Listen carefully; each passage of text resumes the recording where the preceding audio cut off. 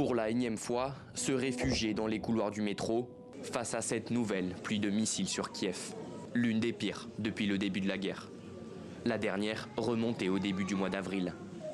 L'attaque survient au moment où le président américain Donald Trump s'en prend à nouveau à Volodymyr Zelensky.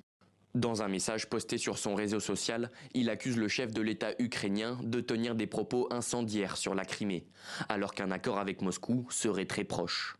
Je pense que la Russie est prête. Beaucoup de gens ont dit que la Russie souhaitait aller jusqu'au bout.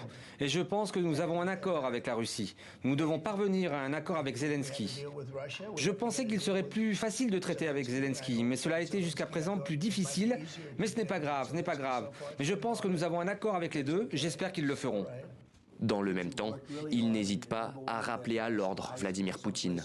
Je ne suis pas satisfait des frappes russes sur Kiev. Ce n'était pas nécessaire et le moment est très mal choisi. Vladimir, stop! 5000 soldats meurent chaque semaine. Faisons en sorte que l'accord de paix soit conclu.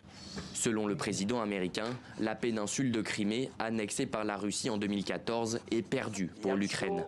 Une position inacceptable pour son homologue ukrainien. Nous percevons tout cela comme tel. Nous faisons tout ce que nos partenaires ont proposé, sauf ce qui est contraire à notre législation et à la Constitution, ce qui est compréhensible, car même la lutte pour l'indépendance de notre État, pour notre souveraineté et notre intégrité territoriale est une question de survie. Mercredi, le vice-président américain J.D. Vance avait suggéré à l'Ukraine et à la Russie de procéder à des échanges territoriaux, pendant qu'au même moment, réunis à Londres, les Européens ont redit leur attachement à l'intégrité de l'Ukraine.